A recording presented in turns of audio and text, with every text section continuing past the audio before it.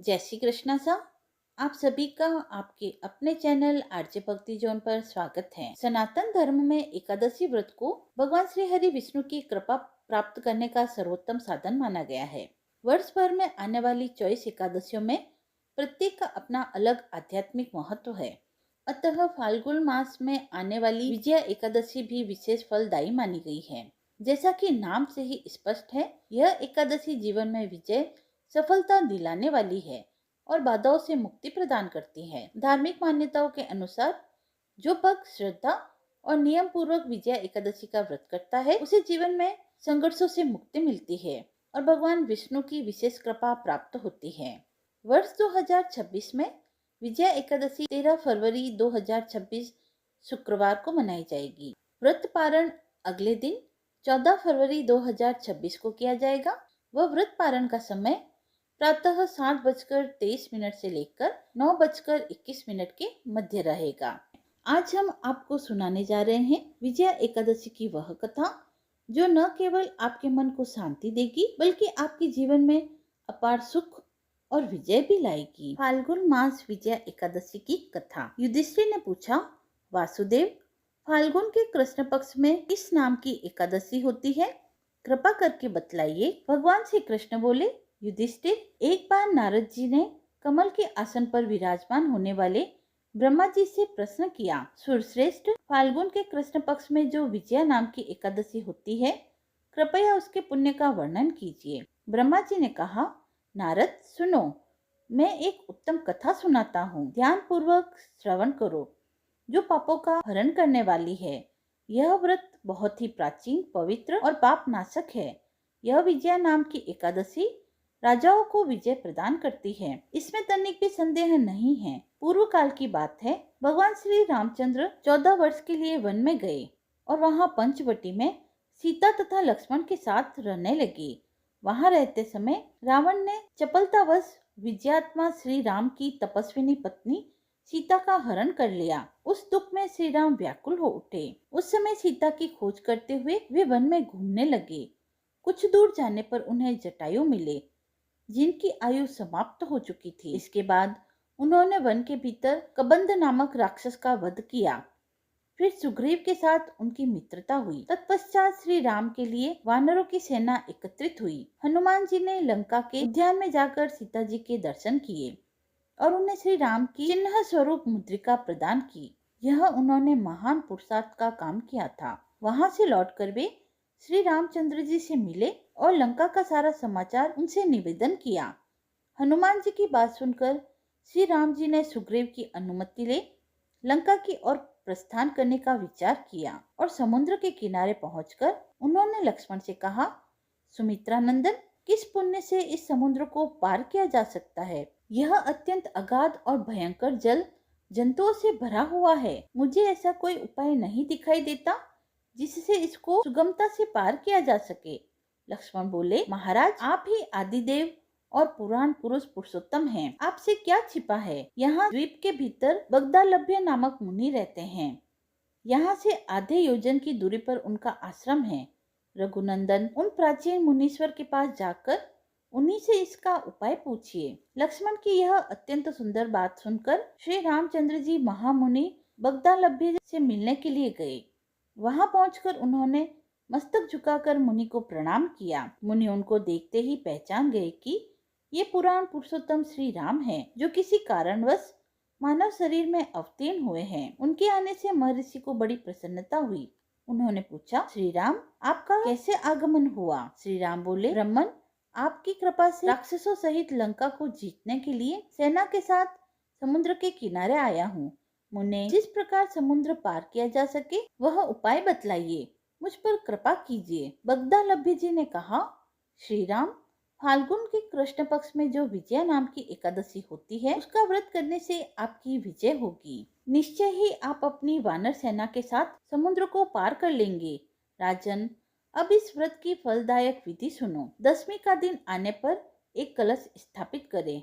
वह सोने, चांदी, तांबे या मिट्टी का भी हो सकता है। उस कलश को जल से भरकर उसमें पल्लव डाल दें। उसके ऊपर भगवान नारायण के स्वर्णमय विग्रह को स्थापित करें। फिर एकादशी के दिन प्रातःकाल स्नान करें। कलश को पुनः स्थिरता पूर्वक स्थापित करें। माला, चंदन, सुपारी तथा नारियल आदि के द्वारा विशेष रूप से उसका पूजन करें।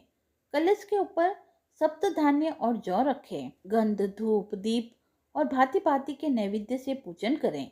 कलश के सामने बैठकर वह सारा दिन उत्तम कथा, वार्ता आदि के द्वारा व्यतीत करे तथा रात्रि में भी वहां जागरण करें। अखंड व्रत की सिद्धि के लिए घी का दीपक जलाएं। फिर द्वादशी के दिन सूर्योदय होने पर उस कलश को किसी जलाशय के समीप, नदी, झरने या पोखर के तट पर ले जाकर स्थापित करें और उसकी विधिवत पूजा करके देव प्रतिमा सहित उस कलश को वेदवेत्ता ब्राह्मण को दान कर दें। महाराज, कलश के साथ ही और भी बड़े बड़े दान देने चाहिए।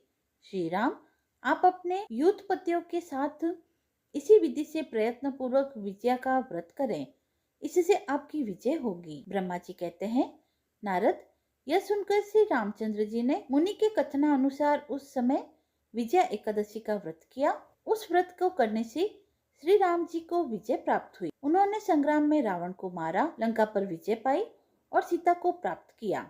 बेटा, जो मनुष्य इस विधि से व्रत करते हैं उन्हें इस लोक में विजय अवश्य प्राप्त होती है और उनका परलोक भी अक्षय बन जाता है। भगवान श्री कृष्ण कहते हैं, युधिष्ठिर, इसी कारण विजया एकादशी का व्रत करना चाहिए। इस प्रसंग को पढ़ने और सुनने से वाजपेयी यज्ञ का फल प्राप्त होता है। आइए अब सुनते हैं तुलसी जी की कथा। एक बुढ़िया थी, वह हमेशा तुलसी माता को सींचती थी और कहती थी, हे तुलसी माता, सत की दाता, मैं तेरा बिरला सींचती हूँ।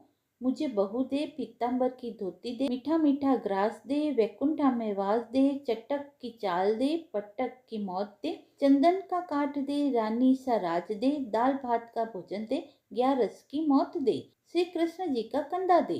तब तुलसी माता यह सुनकर सूखने लगी। तो भगवान पूछा कि हे तुलसी, तुम सूख क्यों रही हो?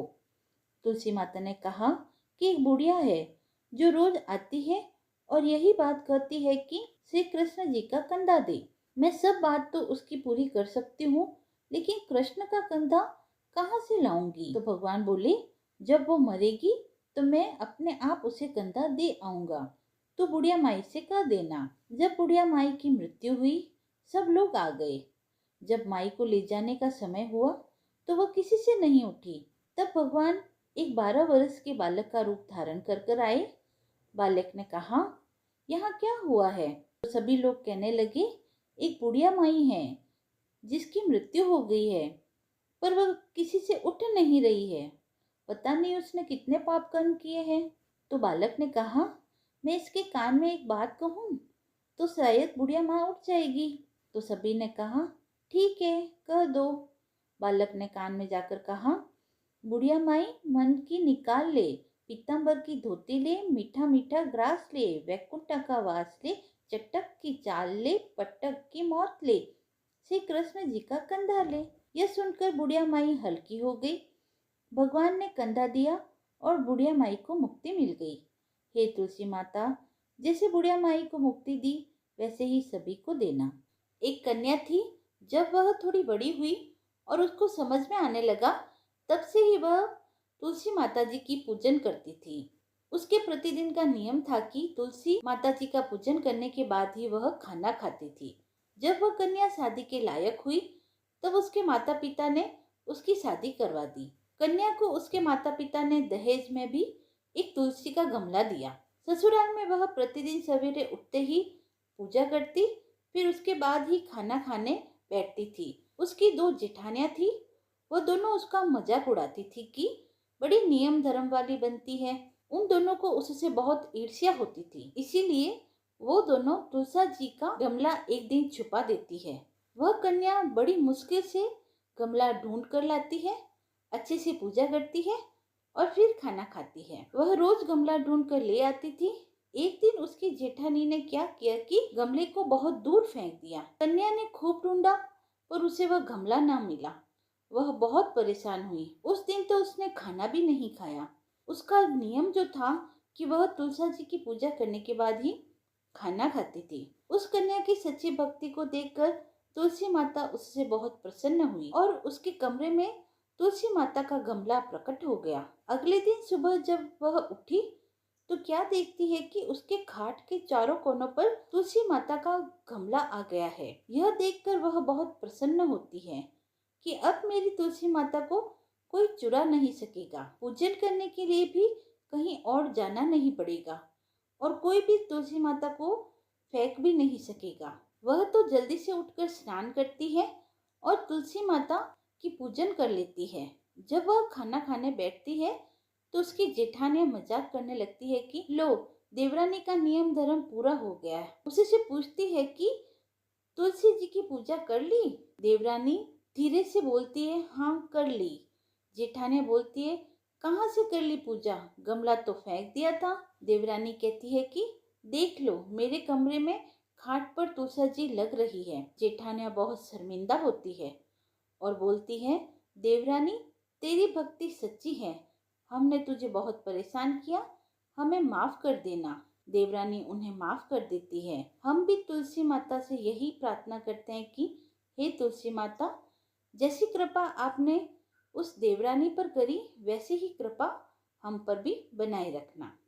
यदि आपको यह पसंद आई हो तो आप वीडियो को लाइक करें, चैनल को सब्सक्राइब करें, कमेंट बॉक्स में जय श्री हरि लिखकर अपनी भक्ति को व्यक्त करें और ऐसी ही धार्मिक कथाओं व व्रत महात्म्य को सुनने के लिए जुड़े रहें आरजे भक्ति जोन के साथ। धन्यवाद।